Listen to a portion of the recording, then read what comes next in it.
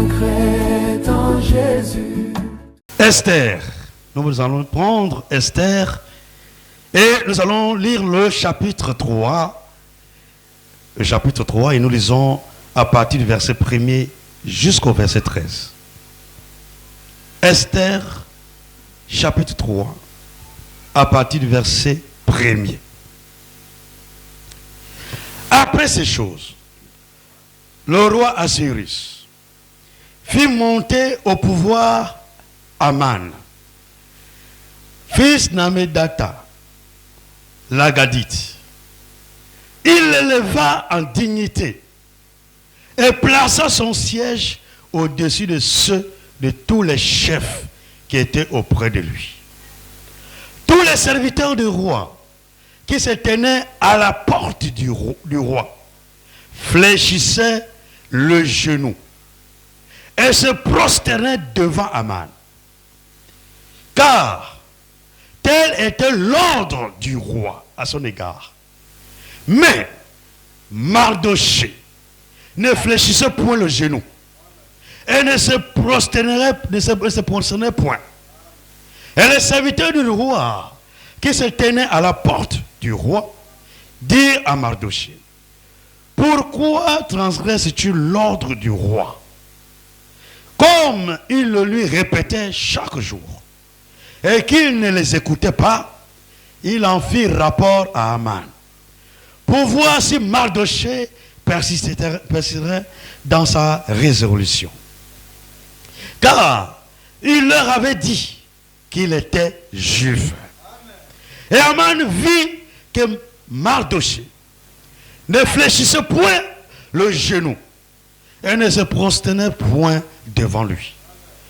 Il fut rempli de fureur, mais il dédaigna de porter la main sur Mardochée seul. Car on lui avait dit de quel peuple était Mardochée. Et il voulut détruire le peuple de Mardochée, tous les juifs qui se trouvaient dans tout le royaume d'Assyrus. Au premier mois, qui est le mois de Nissan, la 12e année du roi Assyrus, on jeta le pur, c'est-à-dire le sort, devant Aman, pour chaque jour et pour chaque mois, jusqu'au 12e mois, qui est le mois d'Adar. Alors Aman dit au roi d'Assyrus: il y a dans toutes les provinces de ton royaume un peuple dispersé, et à part parmi les peuples ayant des lois différentes de celles de tous les peuples, et n'observant point les lois du roi. Il n'est pas dans l'intérêt du roi de le laisser en repos. Si le roi le trouve bon, qu'on écrive l'ordre de le faire périr, et je pèserai 10 000 talents d'argent entre les mains des fonctionnaires pour qu'on les porte dans le trésor du roi. Le roi ôta son anneau de la main et le remit à Aman, fils d'Amedata, l'Agadite, ennemi des Juifs. Et le roi dit à Aman: l'argent t'est donné. Et ce peuple aussi, fais-en ce que tu voudras. Les secrétaires du roi furent appelés le 13e jour du premier mois. Et l'on écrivit, suivant tout ce qui fut ordonné par Aman, au satrape du roi, au gouverneur de chaque province et au chef de chaque peuple, à chaque province selon son écriture et à chaque peuple selon sa langue. Ce fut au nom du roi Assyrus que l'on écrivit et on scella avec l'anneau du roi. Les lettres furent envoyées par les courriers dans toutes les provinces du roi pour qu'on détruisît, qu'on tuât et qu'on fit périr tous les Juifs, jeunes et vieux, petits enfants et femmes, en un seul jour, le 13e du 12e mois, qui est le mois d'Adar, et pour que leurs biens fussent livrés au pillage. Que le Seigneur ajoute sa bénédiction à la lecture de sa parole. Vous pouvez vous asseoir, s'il vous plaît.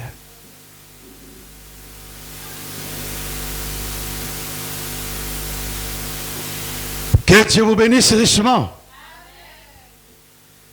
Je ne serai pas long. Je vais essayer de vous donner un peu l'essentiel pour aujourd'hui.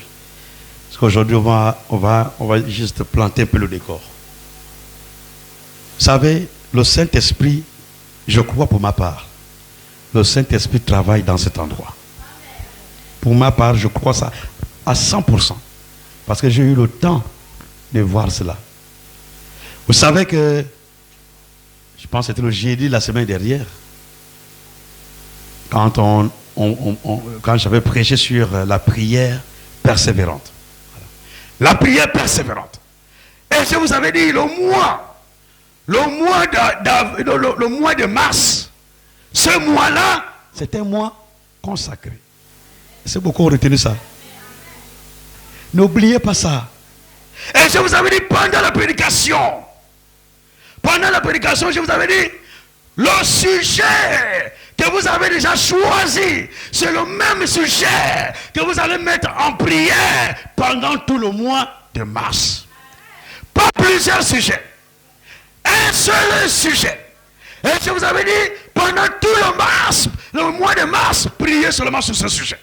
Uniquement sur ce sujet. Mais quand je parlais comme ça, en réalité, je ne savais pas ce que je disais.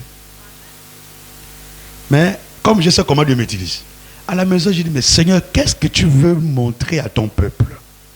Qu'est-ce que tu voulais dire à ton peuple par rapport au mois de mars? Parce que le mois est venu comme ça. Je n'ai pas calculé, je n'ai pas médité sur là, je n'ai rien réfléchi. Et je vais vous dire encore quelque chose. Quand Dieu m'utilise souvent, je ne réfléchis pas. Ça, je ne sais pas si vous comprenez, vous pouvez comprendre ça. Beaucoup de ceux qui sont des livres, ils comprennent déjà ça. Ils savent. Au début, ils avaient du mal à comprendre. Mais ils ont fini par voir ça eux-mêmes. Quand Dieu m'utilise, je vous dis, là, je ne réfléchis plus sur le mot que je vais dire après. Qu'est-ce que je vais dire après ça? Après ça, je vais dire ça. Après ça, je vais dire ça. Je ne réfléchis plus. Et quand je suis dans cette dimension, c'est comme la prophétie. Là, Dieu peut dévoiler même les secrets du cœur. Pendant que tu es là, je suis en train de parler, Dieu est en train de parler sur ton problème. Il est en train de démasquer ta situation. Et ça, là, c'est le quotidien là-bas à Libreville quand je prêche. Il y en a qui disent même que je suis prophète. Non, je dis, je ne suis pas prophète. Je connais ma place. Je ne suis pas prophète. Mais je reconnais qu'il y a quelque chose qui me saisit pendant la prédication. Et quand ça me saisit, là, ça devient comme des prophéties. Donc là, c'est Dieu qui nous avait parlé ce jour-là par rapport au mois de mars. Et quand je suis arrivé à la maison, j'ai dit, Seigneur, enseigne-moi davantage. Parce qu'il faut que ton peuple soit enseigné par rapport à ce que tu veux de ce mois de mars. Et Dieu m'a fait grâce.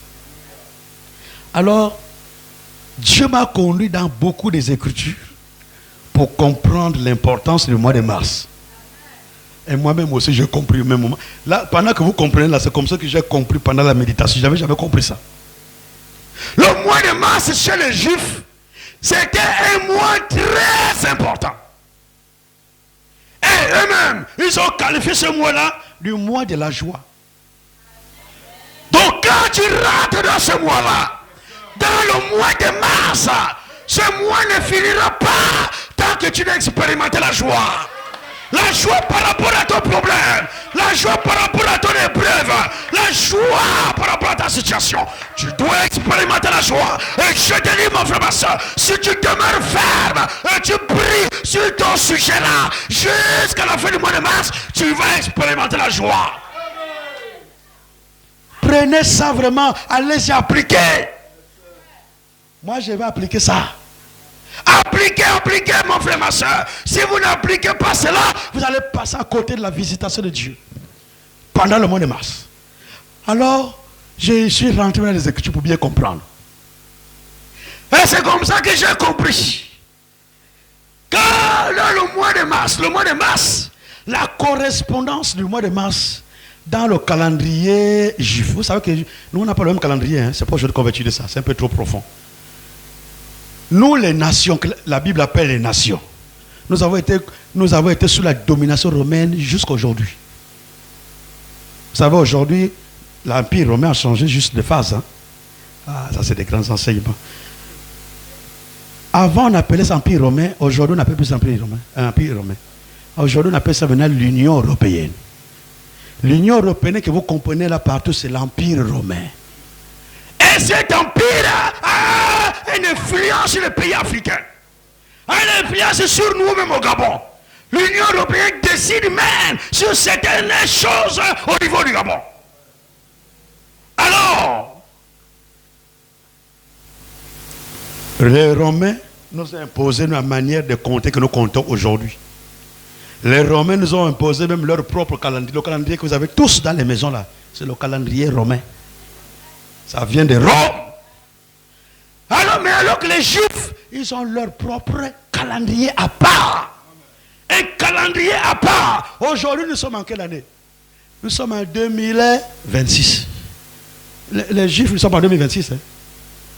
Les Juifs, allez-y regarder sur Internet pour voir la date exacte. Les Juifs, ils sont à l'an 5000 et quelques. Pourquoi? Parce qu'ils comptent le temps depuis le commencement là-bas, depuis Adam. Depuis Adam, ils comptent le temps jusqu'à aujourd'hui. Mais nous ne comptons pas le temps depuis Adam. Nous avons une partie qui nous échappe. Nous comptons le temps au milieu du temps. Et quand vous comptez au milieu du temps, il y a une partie qui vous échappe. Aujourd'hui, l'humanité n'a pas 2026 ans. Non, on étudiera ça. Ça, c'est les vrais enseignements. On étudiera ça depuis Adam jusqu'à aujourd'hui. Nous sommes aujourd'hui en quelle durée en termes d'années. On va enseigner sur ça. Mais depuis Adam jusqu'à aujourd'hui, nous ne sommes pas en 2026. Mais les Romains nous ont imposé cela. Il dit, dites 2026, dites comme ça. Et nous aussi, comme nous sommes colonisés, nous aussi, 2026. C'est ça. J'ai dit c'est 2026, tu répètes. 2026, c'est ça. Nous aussi, vraiment, on est trop naïfs. Hein. Vous pensez que le monde, là, aujourd'hui, a 2026 ans? Oh, c'est pas la peine. Mais les Juifs, ils sont à l'an 5000 et quelqu'un déjà. Quand nous étudierons le temps, vous allez voir que depuis Adam jusqu'à aujourd'hui, nous sommes environ déjà 6000 ans. Nous allons étudier ça dans les détails. Et vous allez voir beaucoup d'événements dans le temps qui se sont passés dans le temps jusqu'à notre temps d'aujourd'hui. Alors les Juifs ont une manière de compter le temps. Ils ne comptent pas comme nous. Et dans les mois en rapport avec le calendrier juif, quand vous faites la correspondance avec le calendrier romain, leur mois là-bas, on appelle ça le mois de mars, pendant que nous sommes en mars là. Chez eux, ils appellent ça Adar. Le mois d'Adar. Et le mois d'Adar n'est pas le premier mois de l'année. Le premier mois de l'année, c'est Nissan. On va revenir sur ça. C'est le mois de Nissan. Nissan, c'est le premier mois du calendrier juif. Du calendrier hébraïque. Maintenant, le dernier mois du calendrier, c'est en réalité mars. Dans le dernier mois du calendrier juif, c'est Adar, qui correspond au mois de mars dans lequel nous sommes. Maintenant, ce mois-là était très important. C'est un mois qui fait une séparation entre le passé et l'avenir. C'est le dernier mois qui doit clôturer tout ce que tu as fait de négatif pour t'introduire dans le positif. Et le mois là faisait la différence entre l'hiver et le printemps. Donc il introduisait le printemps. Alors nous allons voir ça rapidement. Je n'ai pas envie d'enseigner en détail là-dessus. Sinon on risque de durer là longtemps. Ce que j'ai envie de vous faire montrer ce soir, c'est juste l'importance du mois de mars. Je n'avais jamais pas, je vous dis la vérité, je n'avais jamais compris ça. C'est par rapport à la prédication de jeudi, quand je suis rentré à la maison, je dis il faut que je comprenne. Et le Seigneur m'a permis maintenant de comprendre.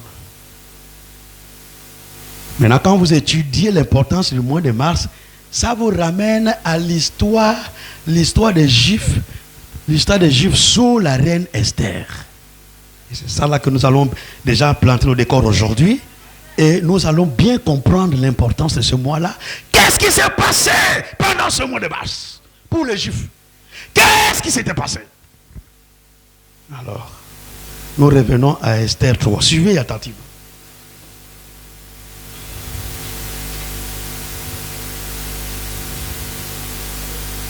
Je vais prendre directement le verset 7 de Esther 3. Là où nous étions à Esther 3. Esther 3, le verset 7. Au premier mois, qui est le mois de Nissan. C'est le premier mois chez les Juifs. C'est le premier mois chez les Juifs. C'est le mois qu'on appelle Nissan.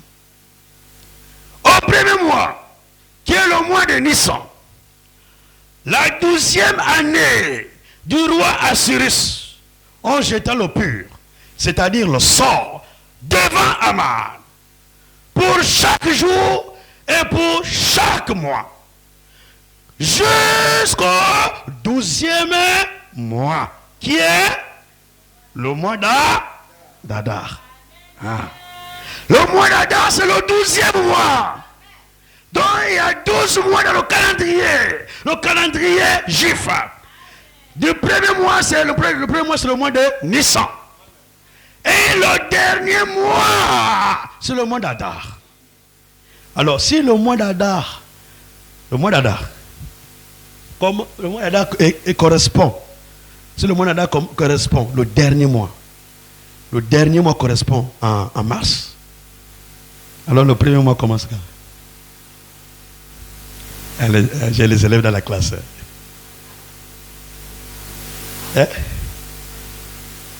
Le dernier mois c'est mars. Si on dit le dernier mois c'est mars, maintenant le premier mois c'est quoi?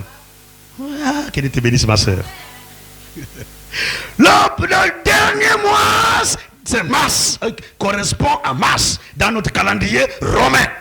Donc le dernier mois chez les Juifs là-bas. Chez nous ça correspond, le dernier mois correspond à mars. Et le premier mois chez les Juifs ça s'appelle Nissan. Et chez nous ça s'appelle avril. Donc c'est le printemps. C'est là où naissent les agneaux. Nous avons vu ça quand nous avons parlé de Noël. Que Jésus est né au mois de Nissan. Jésus est né au mois d'avril. C'est là où Jésus est né. Maintenant le mois de mars fait la transition entre l'hiver et le printemps. Parce que avant le mois d'avril, en Israël, c'est l'hiver. Comme nous avons parlé que Jésus n'est pas né le 25 décembre parce que c'était l'hiver. Maintenant, mars vient mettre fin à l'hiver pour introduire le printemps. Ah, c'est très profond. C'est un mois d'intercession. C'est un mois de transition. C'est un mois où tu dois quitter d'un état à un autre état. C'est un mois où tu dois perdre certaines choses et gagner d'autres choses. C'est un mois où tu dois sortir la malédiction pour rentrer la bénédiction. C'est un mois où tu dois expérimenter toutes les promesses de Dieu. Et eux-mêmes, les Juifs appellent ça le mois de la joie. Dit Adar, oh, c'est le mois de la joie. Vous devez rentrer là-bas en joie. Il nous faut la joie. Est-ce que tu veux la joie, ma soeur? Le mois là d'Adar, le mois de mars, Dieu fera quelque chose dans ta vie. Dieu fera quelque chose dans ta vie. C'est pas pour rien qu'il nous a dit, prenez un sujet, priez sur ça pendant tout le mois de mars. Ce n'est pas pour rien. Oh, quand j'ai compris cela, j'ai failli même sauter la marche à la maison. Oh, que ton nom soit glorifié. Seigneur, tu inspires vraiment les hommes. Tu inspires les hommes. Et j'ai dit, oh, le peuple de Toum a trouvé grâce. Et si vous êtes conscient même de ça, vous avez trouvé grâce. Dieu peut vous parler de manière authentique. Je pense que c'est à cause de ça que je suis tombé malade dimanche. C'est ce que je venais dimanche pour secourir le diable. Parce que ça m'a fait tellement de bien quand j'ai compris ça là. J'ai dit dimanche ça va chauffer. Bon, Dieu a permis que je ne vienne pas dimanche. Maintenant, je vais aller doucement maintenant. Parce que dimanche, je devais aller vite. Je vais aller doucement. Mais à la fin, il faut la joie dans ton cœur. À la fin, il faut la joie dans ton cœur. Il faut la joie dans ton cœur. À la fin, il faut que tu dises, oh, Dieu m'a béni. Dieu m'a fait du bien. À la fin, il te faut faire. Il te faut un témoignage ici. Nous ne témoignons pas ça. Hein? Commençons à témoigner maintenant les dimanches. Témoignons pour notre Dieu. Donc c'est un mois très important. Maintenant, pour ce qui est du peuple d'Israël, pour ce qui est du peuple d'Israël, pour ce qui est des Juifs, il y a eu un temps où le peuple d'Israël était sous la domination du roi qu'on appelle Assyrus. Ils étaient sous la domination du roi Assyrus. Et à cette époque, il y avait une femme, une jeune juive, très jolie. Esther était très jolie de visage. Alors, cette jeune fille avait trouvé grâce devant le roi. Oh, il faut que tu trouves grâce devant le roi. Si tu veux rentrer avec tes bénédictions pendant le mois de mars, tu dois trouver grâce devant le roi. Notre roi, c'est Jésus-Christ. Si tu as trouvé grâce devant Jésus, quelque chose se passera pendant le mois de mars. Elle avait trouvé grâce. Et le roi l'a choisie comme reine. Elle est arrivée à la royauté. Elle a parvenu à la royauté. Alors Esther était reine à cette époque-là. Maintenant, il y avait aussi à cette époque un homme qu'on appelle Aman. Aman, le roi l'avait élevé. Le roi l'avait élevé en dignité. Et le roi avait donné un ordre dans tout son royaume. Quand vous voyez Aman, vous devez vous prosterner devant Aman. Prosternez-vous quand vous le voyez. Vous devez vous soumettre à Aman. Alors, tous ceux qui habitaient dans le royaume appliquaient l'ordre du roi. Tout le monde, quand Aman sort, tout le monde se prosterne pour le laisser passer. Quand tu le vois même en route, si tu avais quelque chose à faire, tu laisses d'abord ce que tu vas faire, tu te prosternes. Il passe, pendant qu'il passe, tu te prosternes. Mais les Juifs, les autres peuples avaient remarqué qu'il y avait un Juif un peu spécial, appelé Mardoché. Mardoché, il ne se soumettait pas. Quand Aman passe, Mardoché n'a pas le temps d'Aman. Aman passe, Mardoché passe. Ah, les autres regardent. Ah, mais lui là, il est terrible. Hein? Il est vraiment courageux. Il est très courageux. L'ordre vient du roi. Et il ne veut pas se soumettre. Quand Aman passe, Mardoché se passe. Oh. Alors les gens ont remarqué ça. Ils sont allés voir Aman. Dis Aman, attention, hein, ton autorité là, c'est pas tout le monde qui respecte ça. Hein. Il y a quelqu'un là dans le royaume là qui ne respecte pas ça. Dis, oh mais c'est qui? Non, c'est un juif. Appelé Mardoché. Qui Mardoché? Qui est Mardoché? C'est un juif. Oh. Non. Je ne peux pas aller étendre ma main sur c'est ce que la Bible dit. Je ne peux pas aller seulement étendre ma main sur Mardoché. Non. Ce n'est pas nécessaire. Parce qu'ils sont tous pareils. Tous ceux qui sont du peuple de Mardoché là sont tous pareils. Les chrétiens là, ils sont tous pareils. Un vrai chrétien ne peut pas différer d'un autre vrai chrétien. Ça, je vous dis la vérité. S'il y a des différences entre toi chrétien qui est en tourment et toi chrétien qui est à Libreville, il y a des différences. Il y a un qui est faux et l'autre qui est vrai. Tous les chrétiens ont la même vie. Enlevez un chrétien ici, là, amenez-le à Paris, il va manifester la même vie chrétienne. La même vie. Pas de changement. Quand vous voyez quelqu'un qui change par rapport à un autre environnement, comme il a changé l'environnement, et aussi il change le comportement, il n'a jamais expérimenté Christ dans son âme. Il n'y a pas eu de changement dans la personne.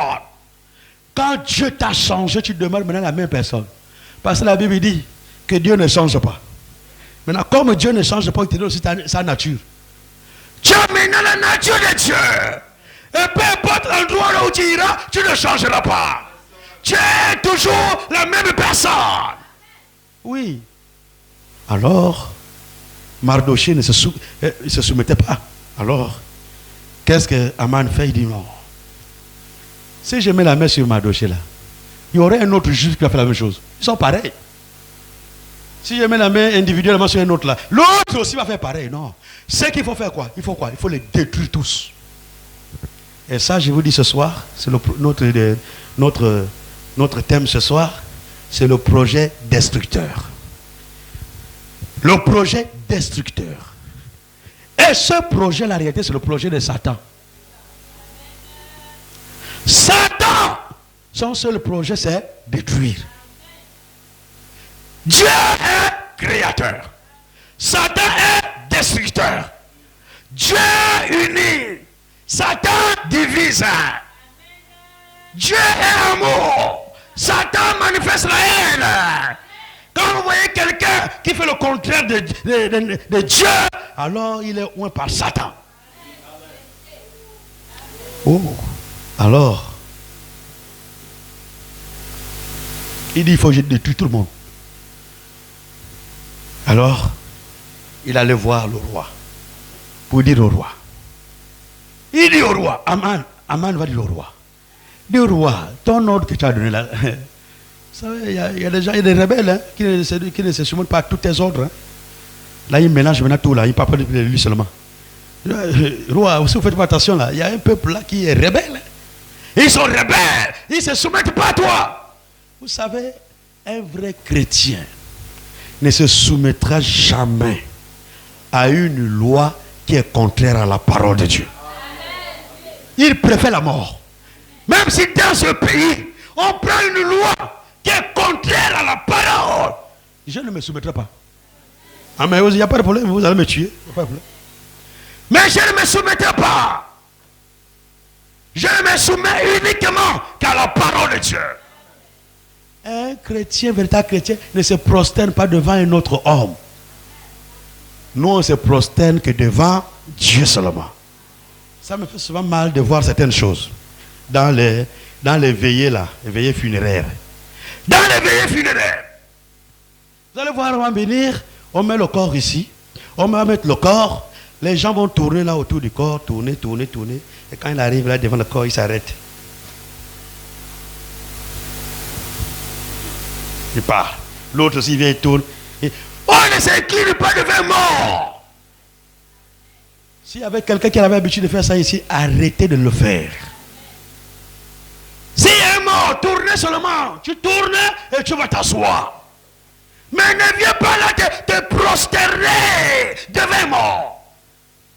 Tu es loin de Dieu. Tu es même un idolâtre. En un mot, tu adores le mort. C'est le mort là que tu adores. Mais Mardoché dit, moi je n'adore même pas les vivants. Hein? À plus forte raison, les morts. Hein? Alors il a fait son projet. Il a monté tout ce projet. Quand il a monté son projet, alors il a réussi à convaincre le roi. Le roi a pris un édit. Et il a fait accompagner ça de plusieurs lettres. Plusieurs lettres adressées à chaque gouverneur de province. Chaque gouverneur. Et ils ont pris une date. Ils ont choisi une date pour la destruction du peuple juif. Et la date là, c'était au mois de mars. On va lire ça. Et il décide de détruire le peuple au mois de mars. En réalité, c'est là où tout va commencer. Si Satan a décidé de te détruire au mois de mars, c'est là où tout va commencer.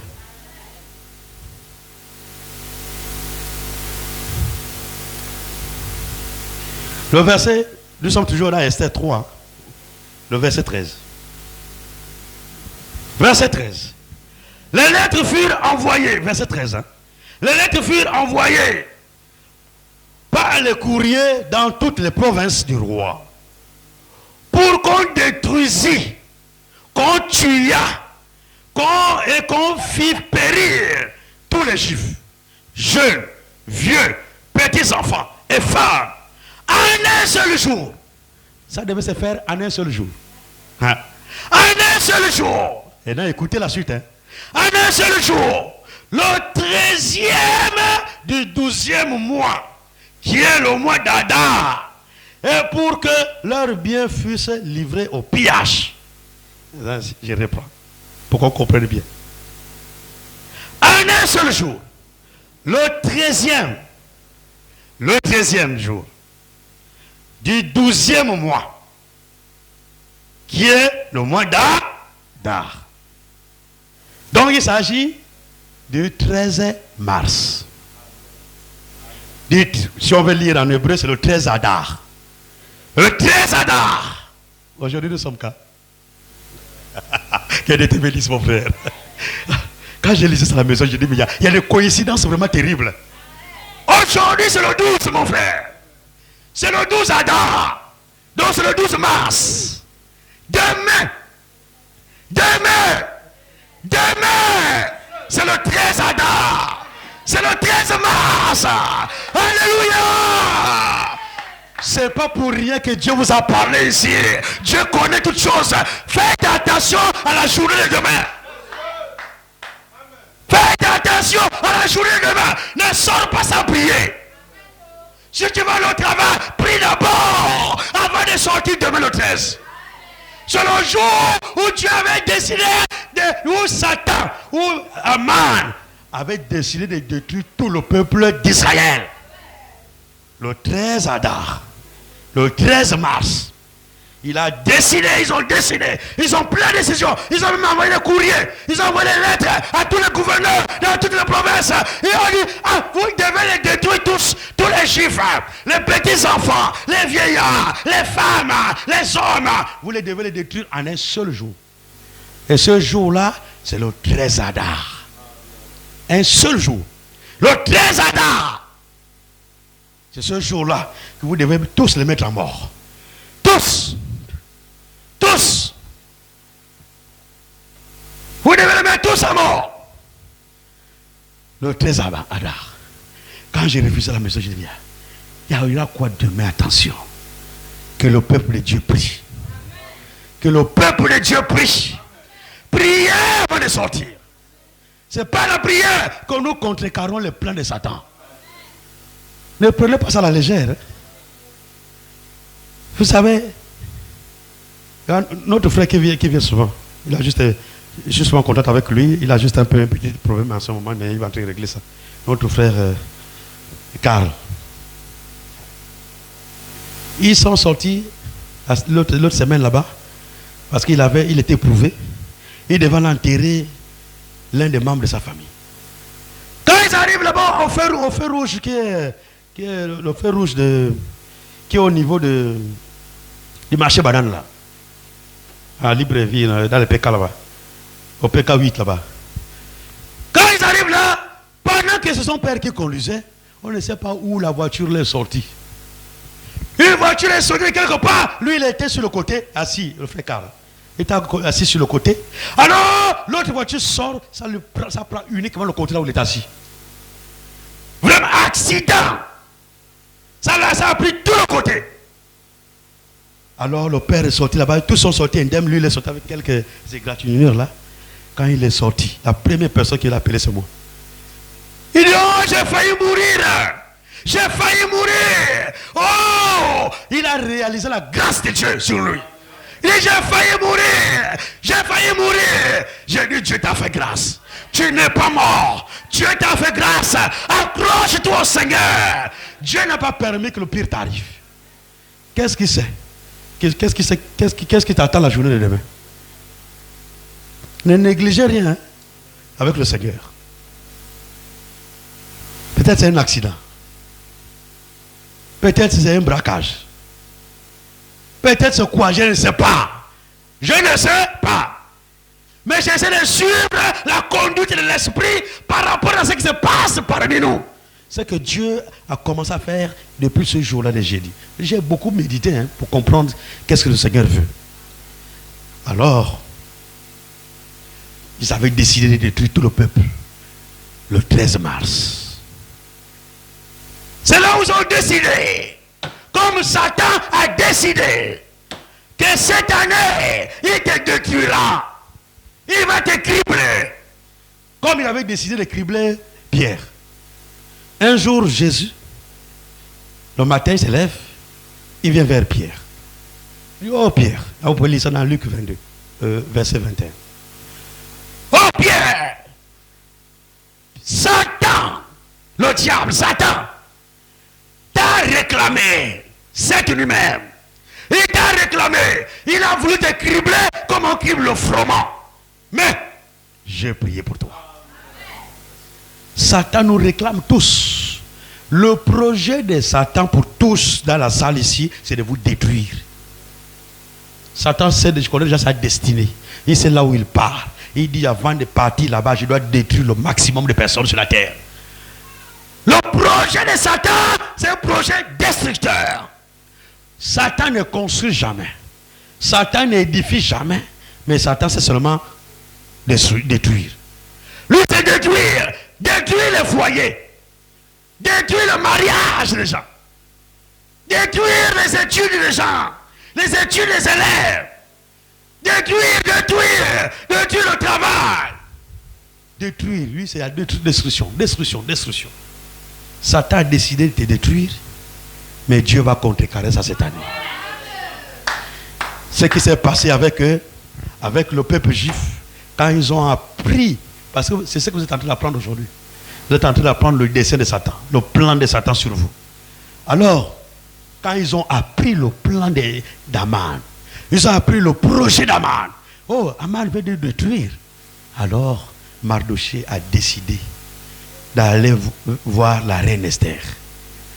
Alors, il arrive proche du royaume, là, proche de la clôture royale. Alors, il envoie quelqu'un. Il reste là pour attirer l'attention de tout le monde. Jusqu'à ce que Esther, à l'intérieur du palais, a compris qu'il y a quelque chose qui n'allait pas. Son oncle Mardochée est là-bas, assis à l'entrée. Il a porté même la cendre. Il a porté le sac, la cendre. Il dit non, ça c'est une question de vie ou de mort. Alors Esther envoie un eunuque du roi, un serviteur du roi. Il dit va vers lui. Qu'est-ce qui ne va pas? Quand il arrive, Mardochée explique. Oh, le peuple, il y a un plan pour la destruction du peuple. Il explique.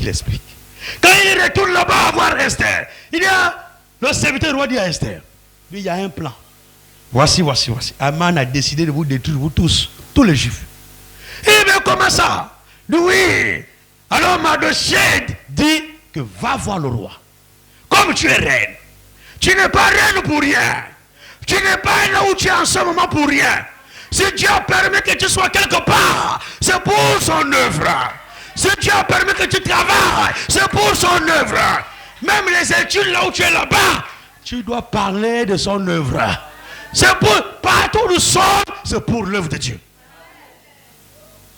Mardochée dit, c'est pas pour rien. Est-ce que c'est pas pour des occasions comme ça que Dieu a permis que tu sois reine? Alors, va voir le roi. La reine Esther dit, il y avait une loi qui disait que personne, même la reine, ne peut aller voir le roi si le roi lui-même n'a pas d'abord appelé.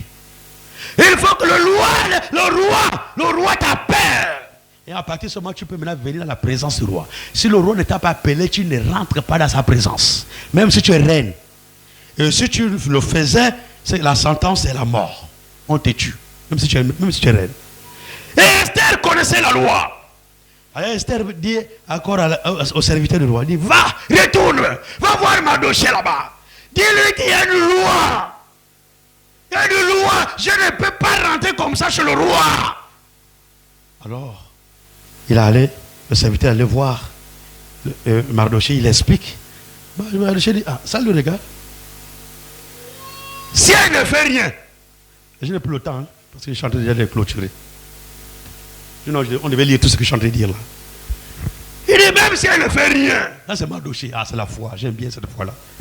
Il dit, même si elle ne fait rien, le secours du peuple d'Israël viendra de quelque part.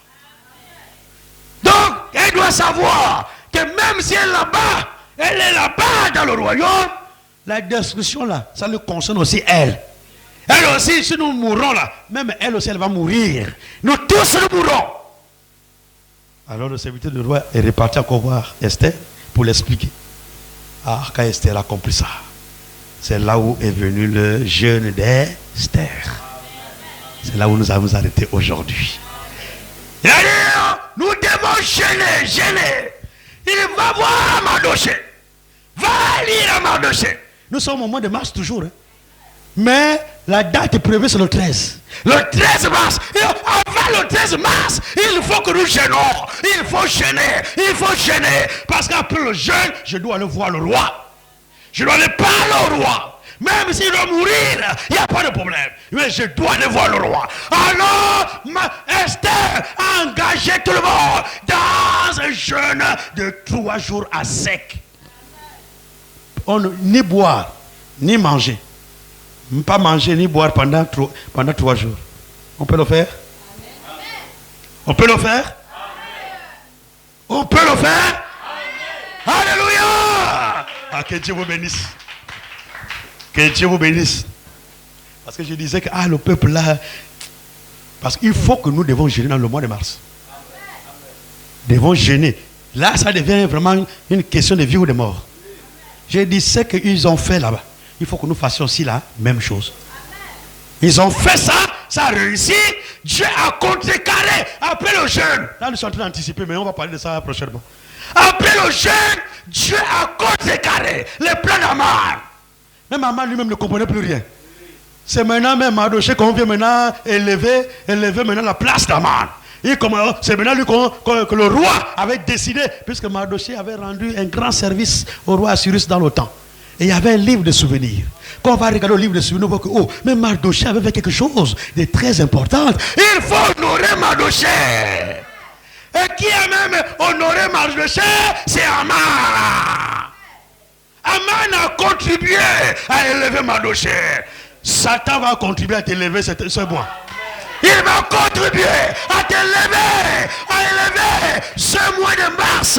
Au nom de Jésus-Christ, que ta vie change, que ton foyer change, que tes enfants expérimentent les bénédictions du ciel. Que Dieu vous bénisse ce soir. Alléluia. Lèvons-nous, adorons notre Dieu.